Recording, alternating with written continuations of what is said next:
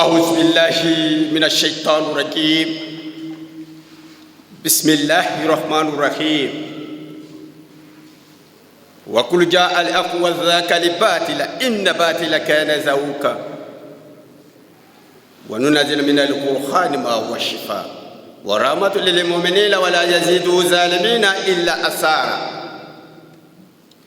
قل يا أهل الكتاب لم تلبسون الحق بالباطل وتكتمون الحق وأنتم تعلمون قل يا أهل الكتاب تعالوا إلا كلمة سواء بيننا وبينكم الله نعبد إلا الله ولا نشرك به شيئا ولا يتخذ بعضنا بعضا أربابا من دون الله فإن تولوا فقولوا اشهدوا بأننا مسلمون. Mes frères et sœurs en islam, avant de rentrer dans le but du sujet,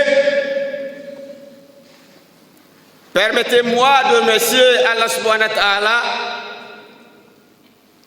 qui atteint les cimes de la grandeur que l'esprit ne peut imaginer et que la compréhension ne peut concevoir,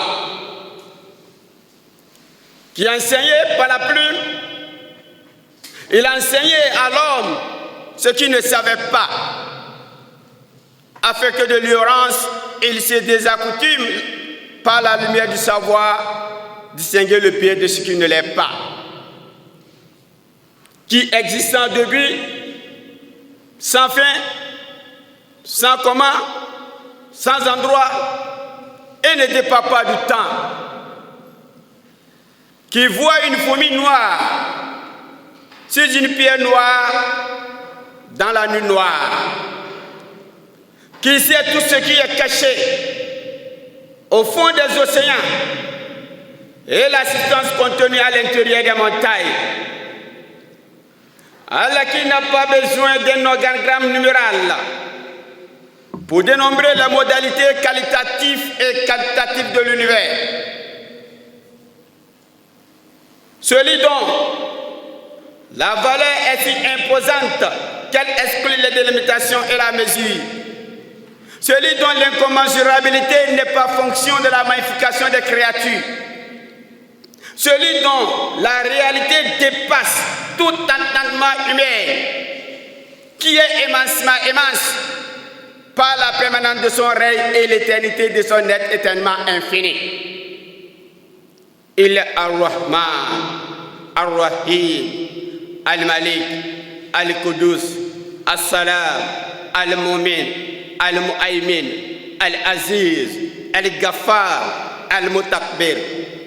Il est le souverain, le pur, l'apaisant, le rassurant, le prédominant, le tout-puissant, le caché, l'omniscient, l'omniprésent, le juge, le Dieu en châtiment, le vivant, avant tout vivant, le vivant, après tout vivant, le vivant alors qu'il n'a pas de vivant, qui ne meurt pas. Allah ne meurt pas et ne peut être massacré par l'œil de sa créature. Plein de majesté, au pouvoir sublime, à l'argument solide et à la puissance absolue.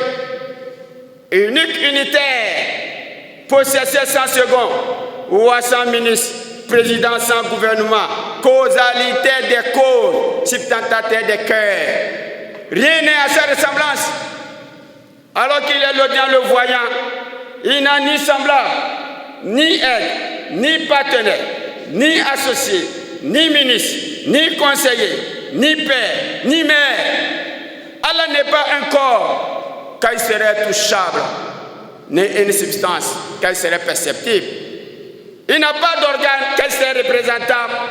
Il n'a pas de nature spécifique. Il n'est pas un as, ni ténèbres qui manifestent, ni lumière qui brille. Il est l'extérieur par procession, l'intérieur sans occultation, l'extérieur par unité et l'intérieur par l'impénétrabilité. Il est le créateur de toutes choses à partir du néant. Qu'il répand son salut. Sanctifié sur le trône de sa théophanie, le tabernacle de ses lumières, le dominium de ses miracles, le fondement de ses arcanes sur toutes les situations parasitiques, c'est notre liminaire et luminaire prophète Muhammadou sallallahu alayhi wa sallam, le chevalier triomphal de toutes les instances culturelles, le paradigme des vertus morales, le conquérant d'idées, le restaurateur d'un dogme rationnel, d'un culte sans idole, le fondateur de un empire terrestre et un empire spirituel, ainsi que sa famille et tout prophète véritablement envoyé dans le but de tirer les humains des ténèbres vers la lumière parfaite. Alors mes frères et sœurs en islam, nous sommes dans le mois de décembre. Dans le mois de décembre, où nous avons deux fêtes. Le 25 décembre et le 31 décembre. Mes frères et sœurs en islam, ces deux fêtes, je le dis et je le répète, ça ne concerne pas les musulmans. Ce sont des fêtes des chrétiens. Mais il y a certains chrétiens qui ne célèbrent pas cette fête. Parce que le 25 décembre et le 31 décembre nient carrément la sourate Al-Ikhlas, la 112e sourate du Saint-Coran. Ça nie la sourate Nisa, chapitre 4, verset 171. Ça nie la sourate Maïda, chapitre 172 à 173. Voilà, ces deux fêtes nient de façon grosso modo le Coran. Alors, nous disons ça nie le Coran.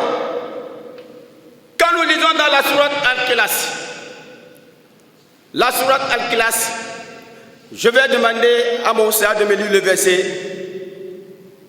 la sourate Al-Ikhlas.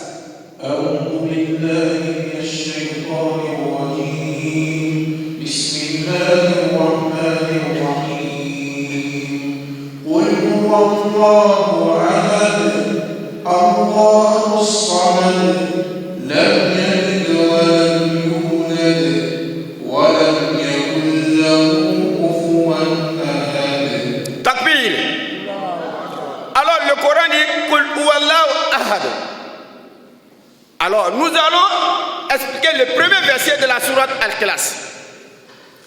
Allah nous dit dans ce verset, Kul Huwallahu Ahad. Alors, dans ce premier verset, on nous donne d'abord le premier nom de Dieu, le vrai nom de Dieu. Il dit Allah.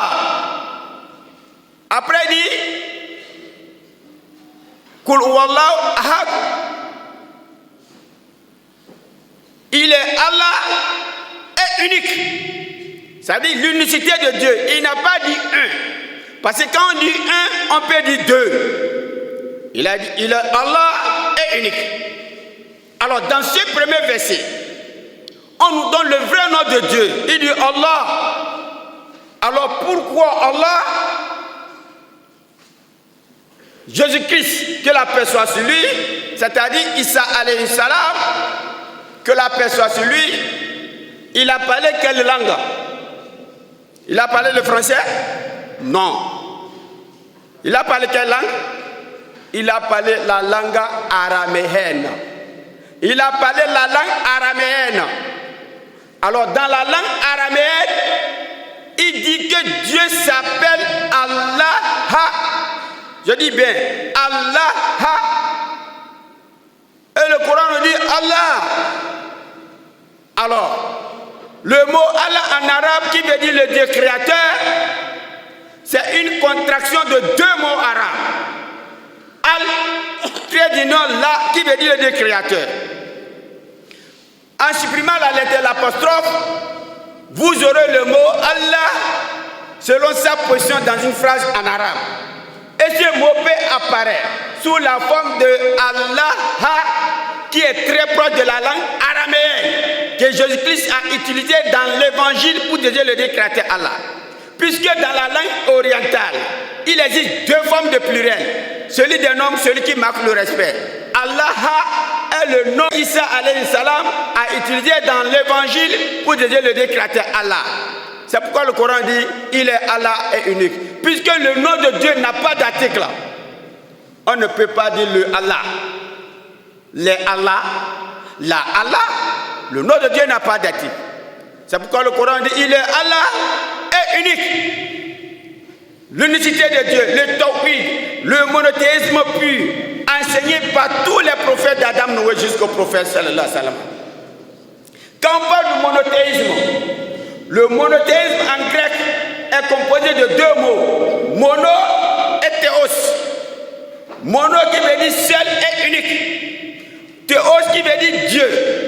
Mais le mot théos peut prendre la forme de plusieurs dieux, comme Sapata, Legba, Hevioso, Zangbeto, Trondeka.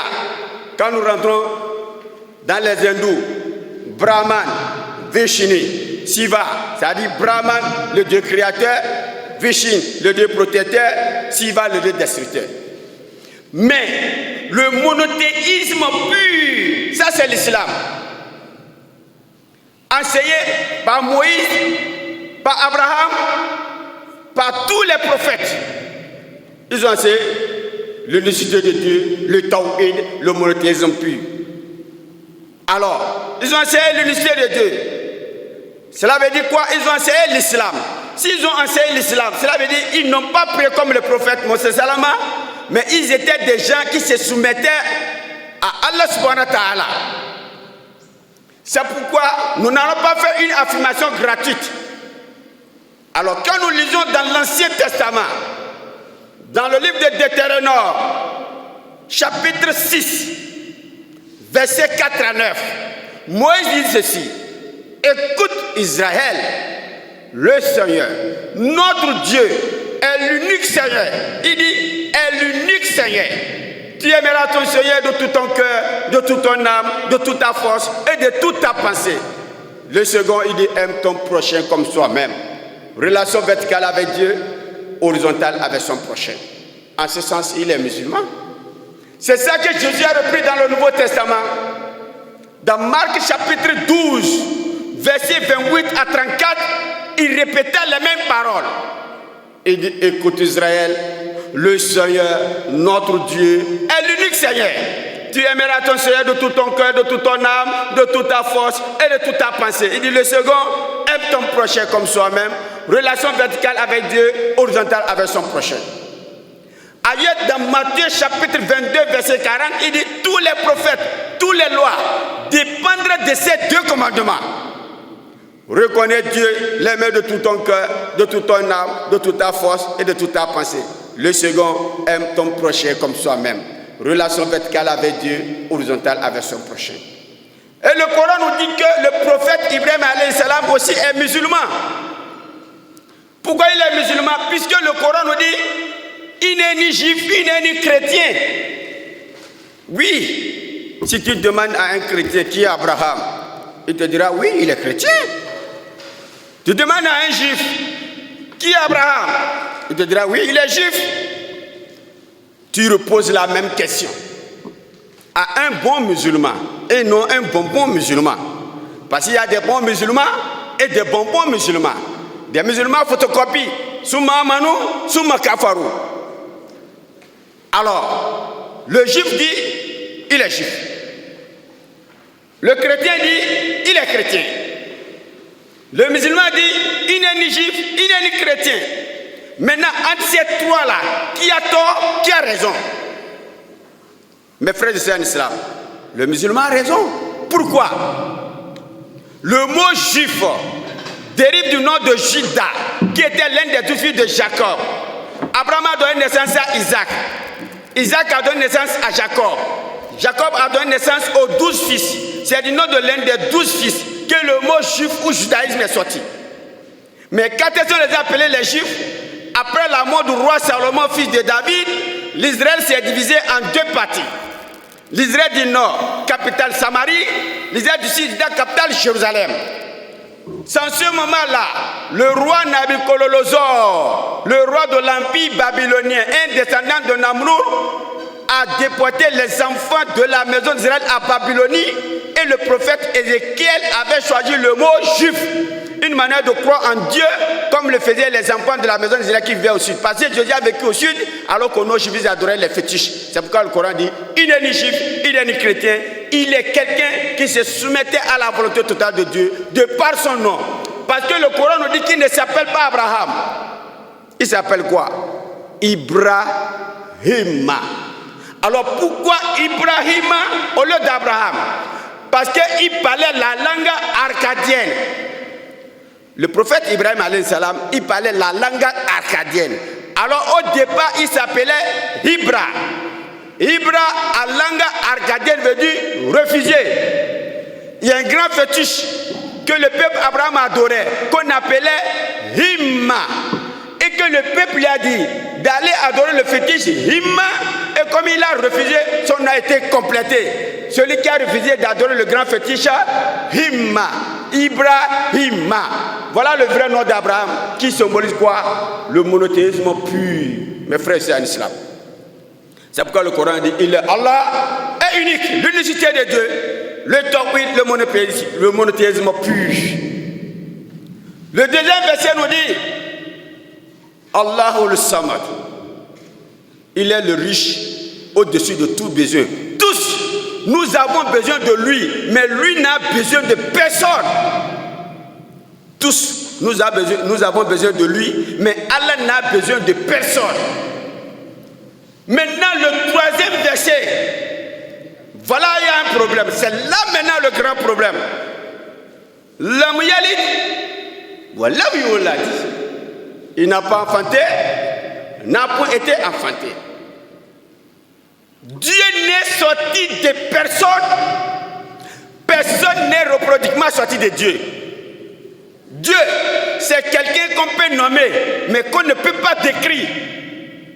L'intelligence, l'imagination et l'intelligence finie de l'être humain ne peut que concevoir et décrire des êtres voués au néant et non concevoir et décrire celui qui a tiré ces êtres du néant sans modèle président qui avait donné à chacun d'une forme qui lui est particulière. Dieu n'est sorti de personne, personne n'est reproductivement sorti de Dieu. Alors, si tu célèbres le 25 décembre, tu es d'accord avec les chrétiens que Mariam a mis Dieu au monde le 25 décembre. Mes frères, c'est un islam. Nous devons pleurer. Comment peut nous dire que Mariam a mis Dieu au monde le 25 décembre? Ils ont voilé, ils ont dit que c'est la fête des enfants. Mes frères, c'est un islam. Allah dit ils veulent éteindre la vérité de Dieu par le souffle de leur bouche, par les mensonges et les bobards qui sortent de leur bouche, qui propagent sur le Coran et sur l'islam. Dieu fera une contre-attaque dans leurs propres attaques et confirmera la véracité de l'islam dans des plaisirs mécrants. Le Coran dit quoi? Dans leurs propres attaques. Alors, vous savez que dans la Bible, plusieurs personnes sont appelées fils de Dieu, enfants de Dieu, premier-né, fils engendré. Exode chapitre 4, verset 22. Et dit dira Pharaon, ainsi dit l'Éternel, mon fils premier-né, c'est Israël. Israël est appelé fils de Dieu. Dans 2 Samuel chapitre 7, verset 13 à 14, le prophète Salomon, Suleiman, est appelé fils de Dieu. La Bible dit, ce sera toi qui bâtiras une maison en mon nom. J'affermirai le trône de ton règne à jamais. Je lui serai père et il me sera fils. Salomon est appelé fils de Dieu. Dans Job, chapitre 1, verset 6, les anges sont appelés fils de Dieu. Dans Somme, chapitre 2, verset 7, le prophète Daoud, est appelé fils engendré de Dieu. Subhanallah. Dans Luc, chapitre 3, verset 38, Adam est appelé fils de Dieu. Jésus est appelé fils de Dieu. Adam est appelé fils de Dieu. Salomon est appelé fils de Dieu. Les anges sont appelés fils de Dieu. David est appelé fils engendré de Dieu. Alors que dans la même Bible, les démons disaient à Jésus, fils de Dieu, il les empêcha. Dans Luc chapitre 4, verset 41, jusqu'à 44. La Bible nous dit que Jésus guérit un groupe de malades. Les démons sortaient de ces groupes de malades. Ils criaient, c'est toi le Fils de Dieu, c'est toi le Fils de Dieu. La Bible dit, Jésus les empêcha, il les blâmait. Il les empêcha de l'appeler Fils de Dieu. Il les blâmait. Mes frères, c'est en islam. C'est pourquoi il y a un grand savant juif qui s'appelle Rabbi Mouchi Nahamanid. Rabbi Mouchi Nahamanid a été vainqueur lors d'un débat judo-chrétien qui l'opposait à Pablo Christian devant le roi Jacques Ier en 1235. Il a démontré par A plus B que Jésus n'est pas fils de Dieu, mais il est quoi? Un servant de Dieu. Les chrétiens qui étaient de la critique gréco-romaine ont mal interprété ce terme. Pour eux, le mot fils de Dieu veut dire l'incarnation d'un Dieu. Quelqu'un qui naît d'une union charnelle entre un homme et une déesse. Mes frères, c'est en islam. Aucun des prophètes de Dieu n'a enseigné l'incarnation. Tous les prophètes de Dieu ont enseigné quoi? La manifestation. Puisque l'incarnation et la manifestation ne sont pas des mots synonymes. L'incarnation, c'est un acte par lequel l'être spirituel s'incarne dans un corps animé. Alors que la manifestation, c'est le respect de l'absolu du principe. Ça peut être le principe. C'est comme l'effet et la cause. L'effet reflète la cause, ça peut être la cause. Quand vous touchez à un prophète, vous touchez directement Dieu, mais quand vous tuez un prophète, vous ne tuez pas Dieu parce que Dieu ne met pas. Qu'est-ce que signifie l'incarnation? Lorsque Isa alayhi salam, Jésus-Christ, il a ressuscité Lazare, qui était un plus grand miracle. Les Juifs qui étaient témoins, dans Luc chapitre 7, verset 16 à 8, Luc chapitre 7, verset 16 à 18, parlant de Jésus-Christ, ils ont dit, un grand prophète apparu parmi nous et Dieu a visité son peuple. Mes frères, c'est en islam. Un grand prophète apparu parmi nous et Dieu a visité son peuple. Ça veut dire que Dieu ne visite jamais son peuple, c'est prophète. Quand vous voyez un prophète, vous voyez Dieu, non pas au sens de le percevoir, mais plutôt au sens de le reconnaître, parce qu'il ordonne ce que Dieu ordonne, il aime ce que Dieu aime, il déteste ce que Dieu déteste, et il manifeste réellement la volonté de Dieu sur tous les plans. C'est pourquoi dans la Bible, quand Jésus dit celui qui m'a vu a vu le Père, les gens disent non, cela veut dire qu'il est Dieu. C'est faux. Qui peut voir Dieu? Après faire raison, le mettre au monde. Alors revenons maintenant. L'histoire du 25 décembre. Le 25 décembre, c'est d'abord une fête païenne. C'est une fête païenne. C'était en 274. Ouvrez les oreilles, écoutez très bien. En 274, l'empereur Aurélien, il décréta le culte du dieu Misra. Le dieu Misra, c'est une divinité perse. C'est un grand fétiche perse. Iran, à l'époque, Iran, on les appelle les Perses. Ils ont ramené le fétiche là dans l'Empire romain. Ils ont choisi le 25 décembre pour célébrer la fête du dieu Misra, considéré comme mort et ressuscité. Donc chaque 25 décembre, ils célèbrent une grande fête. Pour qui? Pour le fétiche Misra. Mes frères et sœurs en islam, comme croient les chrétiens que Jésus est mort et ressuscité, le fétiche Misra est mort et ressuscité, en imitation des païens romains, l'église aussi a choisi quoi? La journée du 25 décembre pour fêter quoi? Noël. Alors, qui a célébré Noël pour la première fois le 25 décembre? Qui? Demandez à n'importe qui. C'est le pape Libère. Sous le pontificat du pape Libère ou Libérus. C'est le pape Libère ou Libérus qui a célébré Noël pour la première fois en l'an 354. Quand est-ce que Jésus est né? C'est-à-dire 3 siècles après le départ de Jésus, ils ont célébré Noël pour la première fois en l'an 354. En l'an 425, l'empereur Théodose le Grand, il a imposé dans tout l'Empire romain. Je dis bien, en l'an 425, l'empereur Théodose le Grand l'a imposé dans tout l'Empire romain. Il a contré tous les païens à embrasser le christianisme par force. Par force. Ceux qui disent que l'islam a été imposé par force. L'histoire de l'empereur Théodose le Grand en l'an 425. Il a cassé tous les temples païens. Il a contré tous les païens à embrasser le christianisme par force.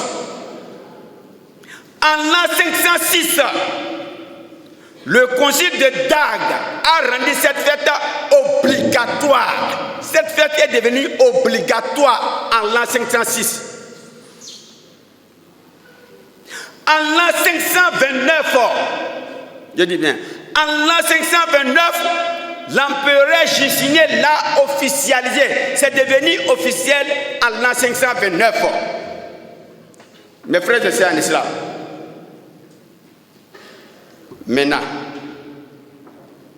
nous allons rentrer dans la Bible pour vérifier effectivement est-ce que Jésus est né le 25 décembre. Parce que le Coran, non. Maintenant, la Bible.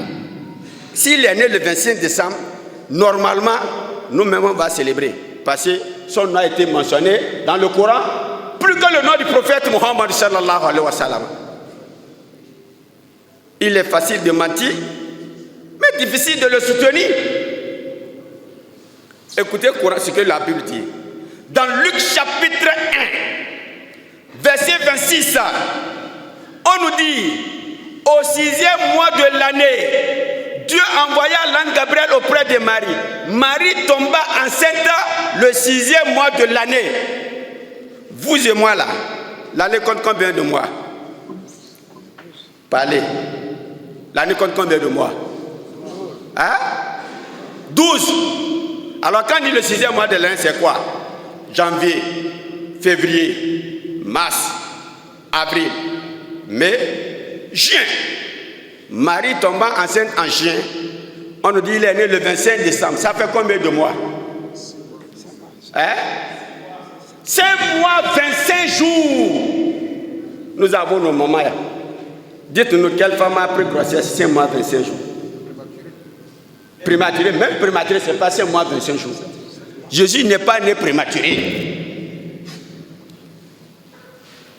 Mes frères, c'est en islam. C'est pourquoi il dit facile de mentir, difficile de les soutenir. C'est pourquoi les chrétiens de l'Égypte, on les appelle les Coptes. Et ils ont dit que Jésus n'est pas né le 25 décembre, qu'il est né le 6 janvier. Donc quand vous allez en Égypte, là, c'est le 6 janvier qu'il est né. Mais chez nous, c'est le 25 décembre. Il y a deux. Nous allons choisir quoi? Mes frères, c'est en islam. Quand vous voulez célébrer une fête, là, il faut connaître l'origine de cette fête. Mais beaucoup de chrétiens ne connaissent pas. Ils ont raison. C'est leur religion. Nous-mêmes, on n'a pas le droit de les empêcher de célébrer. On n'a pas le droit de les insulter. Non, l'islam n'a pas dit ça. On attire votre attention sur l'origine de ces fêtes. Parce que l'islam, c'est le bon comportement. Allah dit, appelle à la voix de ton Seigneur par la sagesse, la bonne parole. Discute avec eux de la façon la plus douce. Il y a ce qu'on appelle là, le rappel et l'appel. L'islam nous demande de convaincre quelqu'un, de ne pas le contraindre. Il n'y a pas de contrainte, il faut convaincre avec des preuves. Mes frères, c'est en islam. D'accord. Jésus est quoi? Il est béninois? Non. Il est juif? Non. Est-ce qu'il est juif? C'est le 25 décembre. Là où il est né, là. Il connaît le 25 décembre. Non. Les juifs, ils ont leur fête qu'on appelle Hanouka. Cette fête a pour but de commémorer la victoire de Judas Maccabée sur les armées de l'empereur Antiochus Épiphane IV. Puisque lorsque les Juifs étaient sous domination grecque, l'empereur Antiochus Épiphane IV avait pris la statue du dieu Jupiter Il est parti installer ça dans le temple de Jérusalem. Il a égorgé un porc, le cochon, pour souiller le temple de Jérusalem. Il a contraint tous les Juifs à consommer la viande du porc.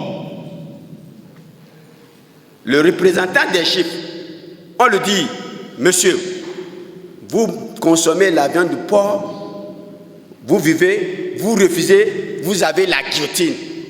C'est quoi la guillotine? La mort. Il a un appareil qu'on appelle la guillotine. Quand tu mets ta tête, paf, ça coupe. Regardez sa foi. Il dit qu'il préfère la mort que de consommer la viande du porc. Ce qui fait aujourd'hui la chose des chrétiens là. Il a refusé. Il a amené sa tête. Paf! Ils ont coupé. La rébellion a commencé. Le peu de Juifs qui étaient à cette époque, Dieu les a donné la victoire. Et c'est pourquoi dans Ésaïe 66, verset 17, vérifiez le verset. Ésaïe 66, verset 17, la viande du porc, elle est interdite. Ce n'est pas le Coran seul qui a interdit la consommation de la viande du porc. Parce qu'il y a des chrétiens, je ne sais pas où est-ce qu'ils ont eu l'information. Quand on demande pourquoi les musulmans ne consomment pas la viande du porc, que c'est le porc qui a sauvé le prophète Mohammed sallallahu alayhi wa sallam dans le désert, c'est pourquoi les musulmans ne consomment pas la viande du porc. Je ne sais pas quel alpha les a enseigné cela. Moi, je ne sais pas. Mes frères, je suis en islam. On élève le porc dans le désert. On élève le porc dans le désert. Le porc n'arrive pas à supporter la chaleur. Mais si tu veux mentir là, il faut savoir mentir. Facile de mentir, difficile de le soutenir. Alors, si tu célèbres le 25 décembre, parce que, qu'est-ce qui se passe? D'abord, c'est les parents d'élèves eux-mêmes là, qui envoient les cadeaux. C'est toi-même qui envoie ton cadeau. Hein. Si tu as l'argent, tu payes vélo, tu envoies à l'école. Les enfants de pauvres, c'est pour même faire pleurer les enfants de pauvres. Maintenant, Coca-Cola a sponsorisé rouge, blanc. On cherche. Je ne peux pas dire pour rien. On cherche quelqu'un qui ne fait rien là. On l'habille. Rouge, tu blanc. Il appelle le nom de ton enfant, il lui retourne le cadeau que papa a envoyé là. L'enfant revient à la maison. Papa Noël m'a donné cadeau. Ton papa t'a donné cadeau de... C'est le papa, mais c'est ton père qui a payé. Papa Noël ne t'a rien donné. Mes frères, c'est en islam. C'est pourquoi il est facile de mentir, difficile de le soutenir. Maintenant, l'explication même de Noël même. Quand on parle du mot Noël, le mot Noël vient du mot latin, Nathalie, qui veut dire naissance. Nathalie est devenue Naël en 1125. En 1175, Naël est devenu Noël. Maintenant, la définition de Noël, vrai même. Quand l'église catholique romaine, on dit église catholique romaine. Jésus est romain, posez la question, point d'interrogation. Église veut dire l'ensemble des hommes, catholique universel, romain veut dire les cultures romaines. Maintenant, Noël veut dire quoi? C'est là le danger. La définition vraie même de Noël, là, c'est dire quoi? Noël veut dire le jour où Dieu est descendu sur la terre sous forme humaine à la personne de Jésus-Christ, en naissant d'une femme à la personne de Marie, le jour que Marie a mis Dieu au monde et que ce Dieu est Jésus-Christ. Subhanallah. C'est pourquoi ils ont une prière en latin. Vous connaissez le nom de cette prière? On appelle cette prière en latin la Théotokos. La Théotokos. Je vous salue Marie, Mère de Dieu. Priez pour nous pauvres pécheurs, maintenant et à l'heure de notre mort. Amen.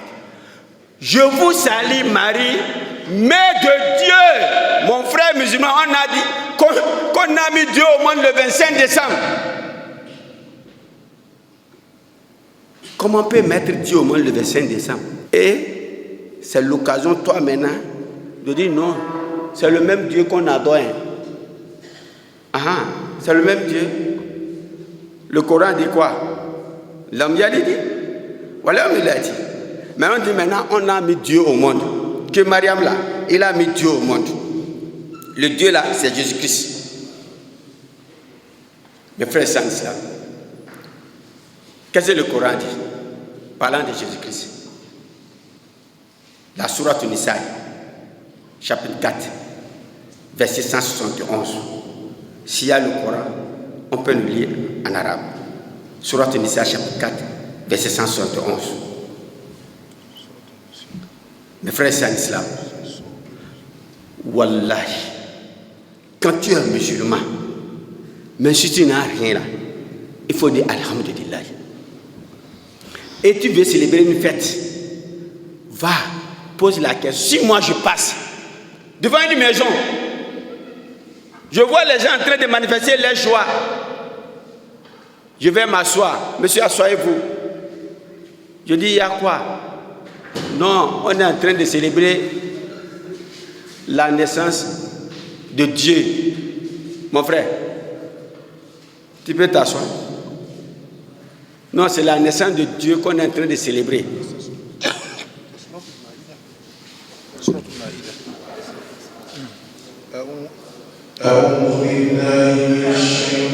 Sourate Nisa, chapitre 4, verset 111.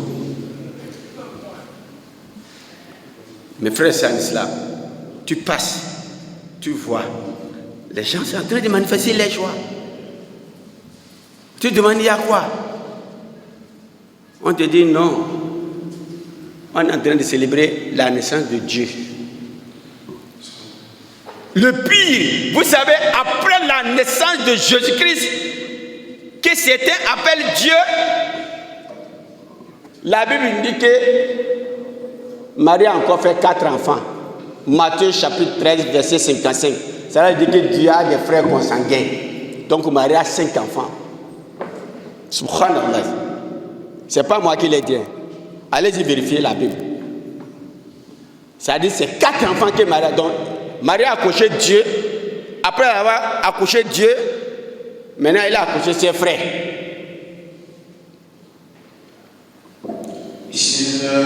Mes frères et sœurs en islam,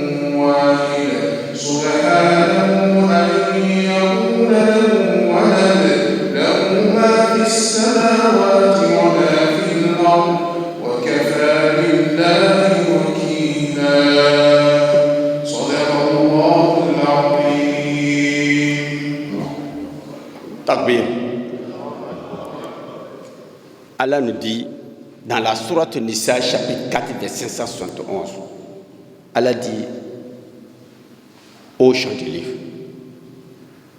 n'exagérez pas dans votre religion et ne dites d'Allah que la vérité. Jésus, fils de Marie, n'est qu'un messager de Dieu. Sa parole qu'il envoya à Marie n'est qu'un souvenir de lui. Croyez donc à Allah et son messager et ne dites pas toi. Cessez, ce sera meilleur pour vous. Il n'est qu'un messager de Dieu. Il n'est pas le Dieu créateur. Parce qu'aujourd'hui, pour tromper beaucoup de musulmans, ils ont plusieurs versets. Quand nous allons vous mettre, quand on va se mettre à expliquer ces versets, on ne peut pas finir. Soit il dit Jean 1:1, au commencement était le Verbe, et le Verbe était avec Dieu, et le Verbe était Dieu. Pour te montrer que Jésus est Dieu. Soit on dit Jean 8, verset 58, Avant qu'Abraham fût, je suis. Soit te dit, Jésus dit qu'il est le chemin et la vérité. Je suis le chemin, la vérité et la vie. Soit te dit non. Celui qui m'a vu a vu le Père. Mais il n'y a pas un seul verset de Genèse jusqu'à Apocalypse où la Bible nous dit que Jésus écrit dans un verset, je suis votre Dieu, adorez-moi. Ce verset n'existe pas. Lisez la Bible de Genèse jusqu'à Apocalypse. Le Coran commençait de Bakara jusqu'à Nas. Mais la Bible a commencé de Genèse jusqu'à Apocalypse. Vous savez, le verset le plus court de la Bible, c'est quoi? Jean chapitre 11, verset 35. Jésus pleura. Point. C'est le verset le plus court, ça. Dieu pleure. Mes frères et sœurs en islam. Wallahi. Soyez fiers d'être musulman. Quand tu es musulman, je le dis, je le répète, il faut dire Alhamdulillah. Et beaucoup de personnes, nous devons fournir d'efforts pour chercher à connaître les autres aussi, les religions. Ce n'est pas interdit de faire des recherches. Le processus, il faut chercher, allez-y chercher. Chercher la connaissance partout dans le monde. Nous avons fait des rappels depuis des siècles. Le rappel dans des mosquées. Un jour, il y a un chrétien qui me dit, mais vous les musulmans là, vous êtes en retard. Chaque fois vous parlez arabe. Non, on ne comprend pas. Mais parlez français, on va comprendre. Mais vous êtes dans des mosquées, sortez nous parler de la religion musulmane aussi, pour qu'on puisse comprendre. Il a tort, bien il a raison. Oui, c'est bon de comprendre l'arabe, mais de ne pas négliger la langue française. Parce que nous sommes dans un pays francophone. Avec quelle langue on va prêcher et faire comprendre les gens des chrétiens aussi? Oui, ils ont besoin de comprendre l'islam. Beaucoup même, wallahi, quand vous allez dans les églises, wallahi talai, faites l'enquête. C'est les femmes qui dominent. Les hommes ne vont pas tellement à l'église. Et les femmes, ils vont, c'est à cause de la musique. Si on ne commence pas à taper, chanter tout dessus là, vous allez voir.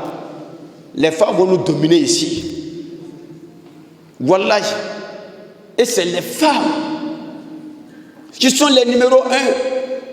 Et ils sont même des véritables prédicateurs. Les femmes, hein, là où chez nous, la femme même là, la voix de la femme indique quand la femme veut lire le Coran là, tu n'es pas tellement, de lire tellement à voix basse. Mais là-bas là, la femme vient dans ta propre maison pour t'évangéliser, pour te parler de Jésus. Moi je dormais tout récemment.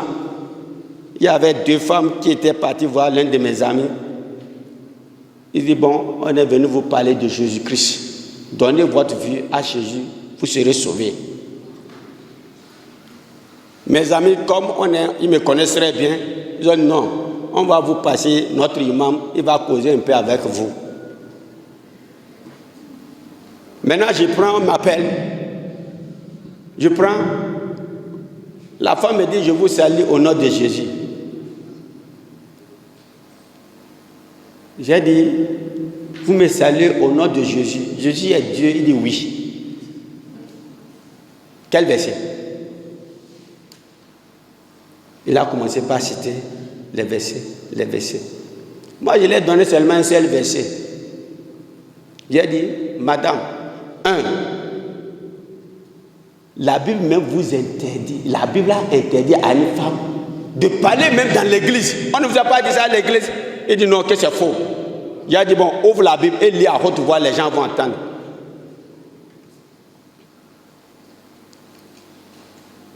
Mes frères et sœurs en islam, wallahi tallahi, quand la dame, elle a lu les versets là, elle n'a plus continué le débat. La Bible dit, une femme n'a pas le droit de prendre la parole dans l'église. Si elle veut connaître le véritable Dieu, qu'elle retourne à la maison, poser la question à son mari dans la chambre. Quand il est malhonnête à une femme de prêcher dans l'église, Et si la femme n'est pas mariée, dans quelle version on dit la femme de rester célibataire? Mes frères et sœurs, wallahi, soyez fiers d'être musulmans. Wallahi. C'est pourquoi on dit aux musulmans, cette fête, si vous voulez donner des cadeaux là, attendez Ramadan, Tabaski. La journée de vendredi, c'est aussi notre fête. Quand on va finir de faire la prière de Ramadan, au retour, si c'est vélo, va le payer. Tu lui dis, c'est notre Noël, ça.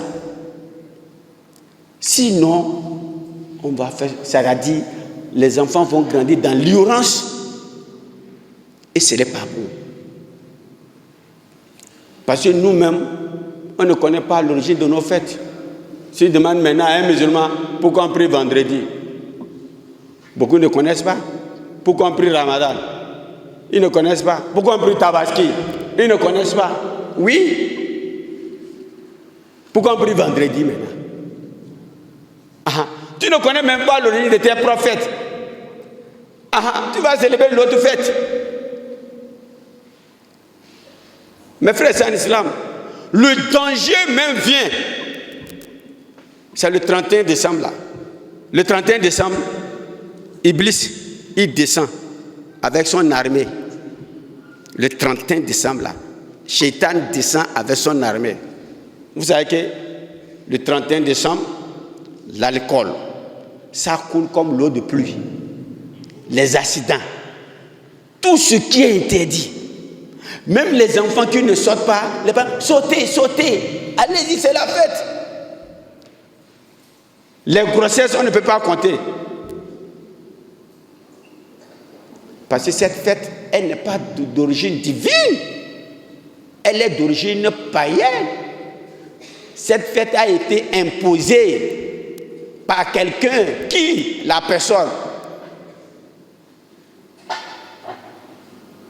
C'est le 33e pape de l'Église catholique romaine qu'on appelle Saint Sylvestre.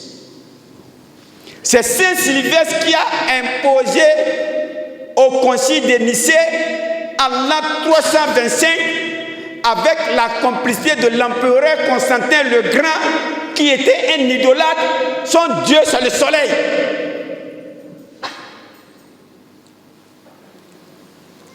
Son Dieu c'est le soleil. Alors qu'est-ce qui s'est passé? L'histoire nous dit que dans l'Empire romain, il y avait l'élection qui devait se passer. Ouvrez les oreilles, écoutez très bien. L'élection devait se passer entre deux candidats. Deux. Il y a l'empereur Constantin le Grand qui adorait le soleil. Son adversaire s'appelle Maxas. Voilà les deux candidats. Alors l'empereur Constantin, lui, il est tellement malin. Vous savez ce qu'il a fait? Il était parti voir le pape. C'était le 33e pape qui était là, qu'on appelle Saint Sylvestre. C'est pourquoi le 31 décembre s'appelle fête de Saint Sylvestre. Il est parti voir le pape. Il a dit au pape, je suis venu vous voir avec une bonne nouvelle. Quelle est la nouvelle? J'ai fait un rêve. Et dans mon rêve là, on m'a dit de donner ma vie à Christ. Quand le papa a appris cela, mais en tant que pape, quelqu'un qui adore le soleil vient te voir. C'est une fierté. Or, c'était une politique. C'était une politique pour gagner les élections. Alors, lorsqu'il a dit, le pape est content, mais il dit, ce n'est pas fini. Dans quelques temps, il y aura élection pape. Dites à tous les chrétiens de voter pour moi. Est-ce que vous m'écoutez très bien? Quand on dit pape là, vous savez ce que ça veut dire? Pape veut dire le représentant de Dieu sur terre. Quand le pape parle là, on ne revient plus. C'est Dieu qui a parlé. C'est ainsi maintenant. Le pape Sylvestre Ier lui a dit une chose. Je vais t'aider. Ils vont voter pour toi. Maintenant, quand tu vas gagner les élections, toi-même tu vas m'aider à imposer ce qu'on appelle la Trinité. Le Père est Dieu, le Fils est Dieu, le Saint-Esprit est Dieu. Les trois font un. Ce qu'on appelle la mathématique chrétienne. L'empereur Constantin et le pape se sont entendus. Le pape a donné l'ordre. Ils ont voté. Ils ont voté. Qui a gagné? L'empereur Constantin a gagné les élections. Il a gagné les élections. Maintenant, il faut organiser ce qu'on appelle le concile de Nicée. Le concile de Nicée. Dans les termes bibliques, on ne dit pas conférence. On ne dit pas, on dit concile. Allez dans le net, cliquez concile de Nicée en l'an 325. Ce concile de Nicée a réuni 318 prêtres. Je dis bien 318 prêtres. Parmi les 318 prêtres, il y a un prêtre égyptien qu'on appelle Arius d'Alexandrie. Très intelligent. Maintenant, l'empereur Constantin a demandé la présence du pape. Le pape lui a dit non, qu'il ne peut pas se déplacer, mais il va envoyer 2 représentants. Je dis bien 2 représentants. Diagre d'Athanase et Ursus de Contour. Je dis bien Diagre d'Athanase et Ursus de Contour. Voilà les 2 qui ont représenté les papes. L'empereur Constantin a dit, parmi les 318 prêtres de la salle, qui parmi vous a la parole? Qui veut parler? Le prêtre Arius d'Alexandrie, il a soulevé son doigt. Il a pris la parole. En amenant des versets, quand vous lisez Jean chapitre 17, versets 10 à 11, virgule 20 à 21, Jésus dit Père. Qui est Père? Dieu. Il dit, je fais connaître ton nom aux hommes que tu m'as donnés. Garde-les, afin qu'ils deviennent un avec toi, comme toi et moi nous sommes un, afin que tous nous soyons un, pour que le monde croit que tu m'as envoyé. L'empereur Constantin a su qu'il voulait convaincre les autres prêtres à refuser. Il dit, ferme ta gueule. C'est moi qui commande. Il dit, prenez-le, jetez-le en prison. On l'a pris, on l'a mis en prison. Qui a pitié de lui? La fille de l'empereur Constantin qu'on appelle Constantia. C'est lui qui a sauvé le prêtre Arius d'Alexandrie. Il a fait quitter la prison. Il a fui. Maintenant, l'empereur Constantin et le pape, après le concile de Nicée, vous savez ce que l'empereur Constantin a dit au pape? Il dit, le rêve que j'avais fait là, c'était pour gagner les élections. Hein. Moi, je n'ai pas rêvé. Je vais continuer par adorer mon soleil. Tu m'as aidé, ils ont voté pour moi. Moi-même, je t'ai aidé à imposer la Trinité. Ça fait 1-1. Donc, à partir d'aujourd'hui, là, moi, je vais continuer par adorer mon soleil. Maintenant, je vais vous imposer. Moi, j'ai choisi dimanche pour adorer mon soleil. Maintenant, si vous voulez aller à l'église, là, attendez les dimanches. C'est l'empereur Constantin qui a imposé la journée de dimanche aux chrétiens.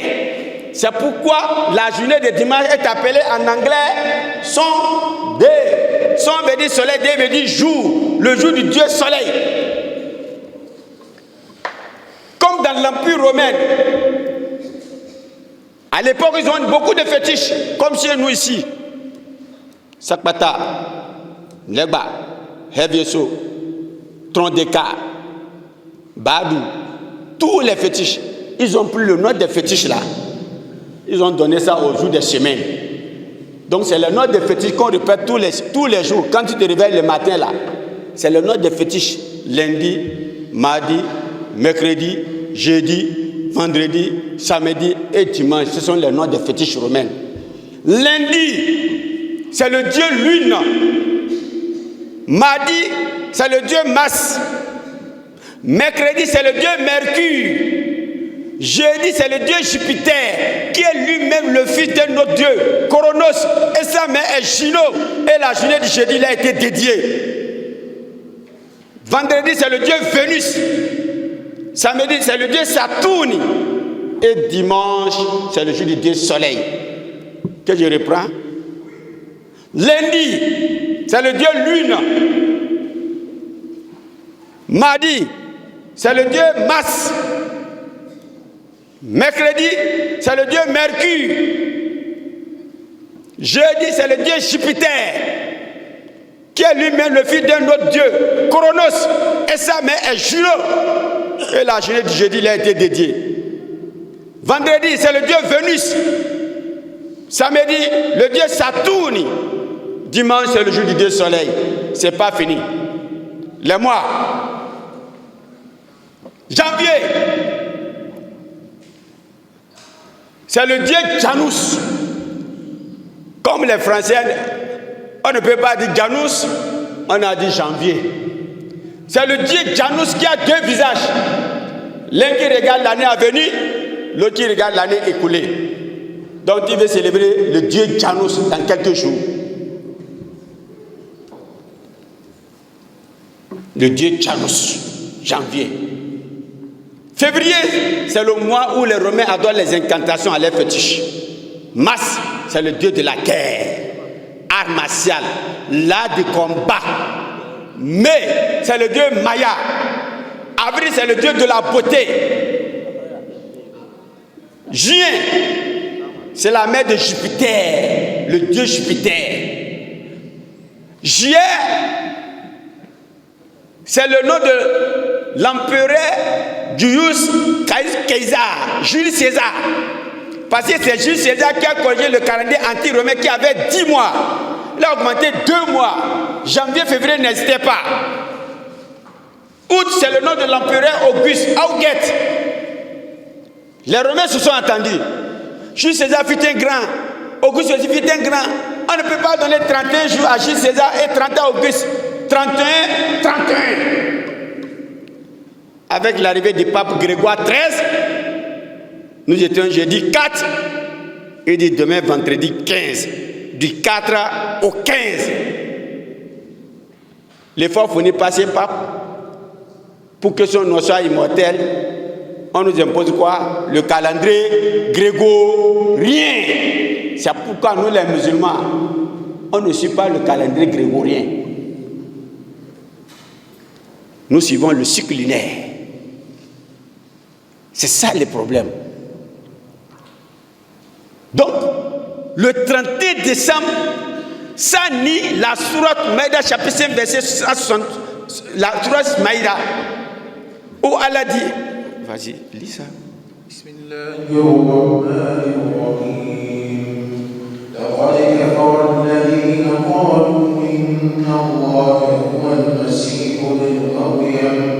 وقال المسيح يا بني إسرائيل اعبدوا الله ربي وربكم إنه من يشرك بالله فقد حرم الله عليه الجنة ومأواه النار وما للظالمين من أنصار. لقد كفر الذين قالوا إن الله ثالث ثلاث وما من إله إلا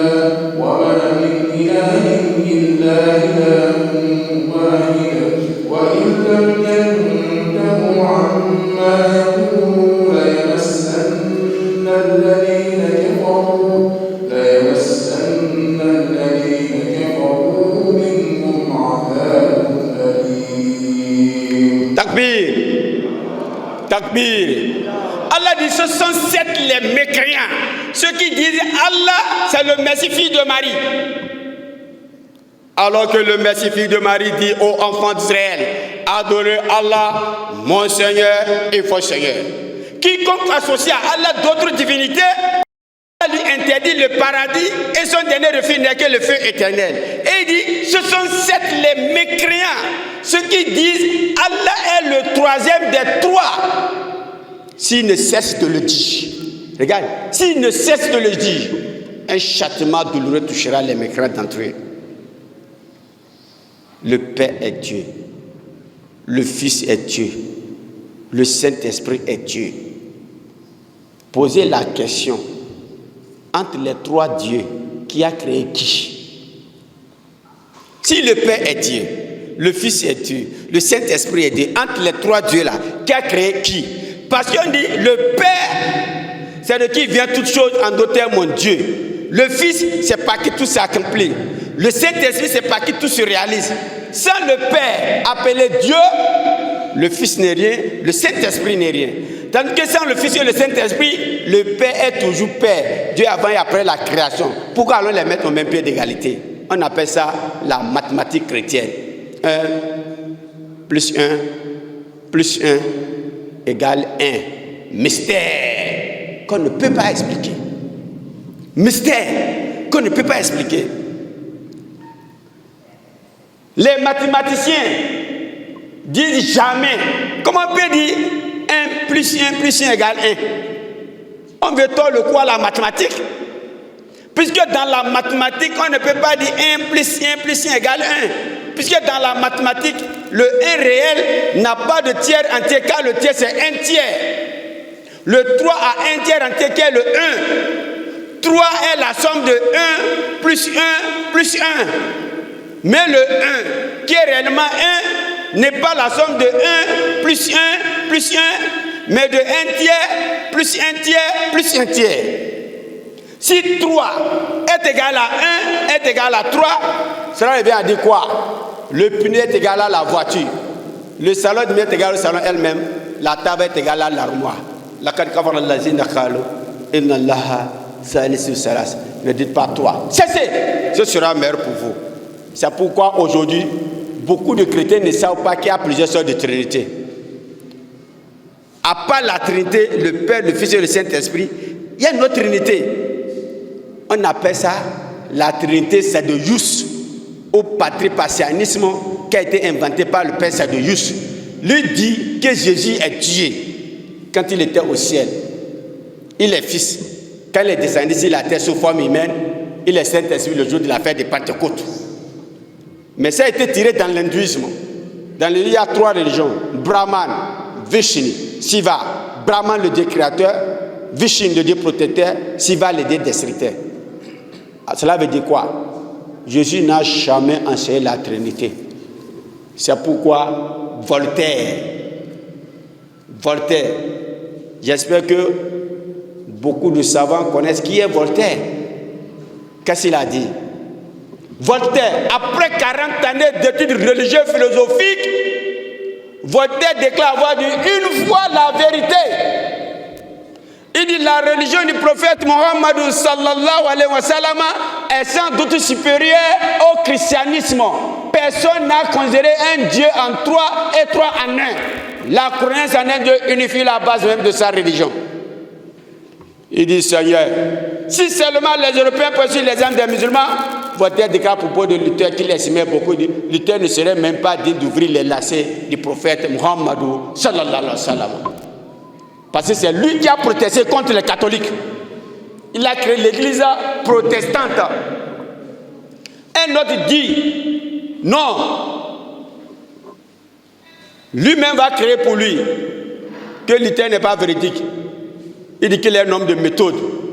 Il s'appelle John Wesley. Il a créé l'église protestante méthodiste. Un autre dit non. Qui a 50 000 erreurs dans la Bible. 50 000 erreurs dans la Bible. Ils ont créé leur propre Bible. Là où il y a Dieu, ils ont enlevé. Il dit non, le vrai nom de Dieu c'est Jéhovah. Jéhovah. Tout vient maintenant, les témoins de Jéhovah. Donc c'est le vrai nom de Dieu, c'est Jéhovah. Alors que non, la lettre J n'existe même pas. Il n'y a même pas le primitif. Le vrai nom de Dieu au temps de Moïse, c'est un tétragramme de 4 lettres. Yod, He, Wa ou He. C'est ça que les Juifs appellent Yahweh ou Yehoua. Yahweh ou Yehoua est tiré du verbe Haya en hébreu. C'est une caractéristique du verbe être au sujet en 3 temps. Le passé, le présent, le futur qui veut dire Dieu est celui qui existe. Ce nom a été donné à Moïse pour sauver les Juifs massacrés par Pharaon. Jéhovah a été inventé par un moine dominicain espagnol du nom de Raimundos Martini en 1270. C'est Raimundos Martini qui l'a inventé en 1270. Alors mes frères en islam, soyez fiers d'être musulmans, qu'Allah subhanahu wa ta'ala nous pardonne nos péchés au nombre de grains que contient la terre, ce que nous avons commis consciemment ou inconsciemment, par négligence ou par légèreté. Qu'Allah subhanahu wa ta'ala fasse que l'islam soit pour nous la source finale du bonheur. Répondez au moins Amis. Répondez Amis. Répondez Amis. Qu'Allah subhanahu wa ta'ala nous protège contre les chayatines, les sorciers, les mauvais œils. Qu'Allah fasse que l'islam soit pour nous la source finale du bonheur. Qu'Allah nous accorde la fidélité à l'islam, que nous soyons debout, assis, couchés, et ne permet jamais à notre ennemi ou à toute personne jalouse de nous tourner en dérision. Qu'Allah subhanahu wa ta'ala fasse que les locataires deviennent propriétaires. Répondez au moins Amis. Qu'Allah fasse que le locataire devienne propriétaire. Qu'Allah fasse que le locataire devienne propriétaire. Et que le propriétaire ne devienne jamais locataire. Quand le propriétaire devient locataire, il devient philosophe. Quand vous parlez ailleurs, il pense que c'est de lui que vous parlez. Il va commencer par créer des problèmes. Qu'Allah subhanahu wa ta'ala nous élève de tout cela. Qu'Allah nous protège contre la pauvreté, la misère, la calomnie, la mendicité, la perversité, le psychisme, la quête de la renommée, la honte, la dette, la xénophobie. Si je savais, qu'Allah nous protège contre tout cela. Qu'Allah subhanahu wa ta'ala amène la paix au Bénin, la paix au Bénin, la paix au Bénin, la tranquillité au Bénin, l'apaisement au Bénin, en Afrique et dans le monde entier. Qu'Allah amène la paix au Nigeria, la tranquillité au Nigeria, l'apaisement au Nigeria, en Afrique et dans le monde entier. Qu'Allah amène la paix au Niger, la tranquillité au Niger, l'apaisement au Niger, en Afrique et dans le monde entier. Qu'Allah amène la paix au Burkina, au Mali, en Côte d'Ivoire, dans tous les pays de l'Afrique. Qu'Allah amène la paix, la tranquillité, l'apaisement. Qu'Allah réconcilie tous les couples en dispute et facilite le mariage aux célibataires. Et facilite le mariage aux célibataires. Qu'Allah nous donne d'aller au-delà de nos intérêts personnels pour ne vivre que pour le bien commun. Qu'Allah nous donne d'aller au-delà de nos intérêts personnels pour ne vivre que pour le bien commun. Qu'Allah pardonne à tous les défunts musulmans, d'Adam Noé jusqu'au prophète Muhammadou sallallahu alayhi wa sallam. Qu'Allah pardonne les péchés au nombre de grains qui contient la terre et qu'Allah fasse que notre dernière parole soit la ilaha illallah Muhammadou Rasulullah sallallahu alayhi wa sallam. Subhana rabbika rabbil izzati amma yasifun wa salam ala al mursalin walhamdulillahi rabbil alamin.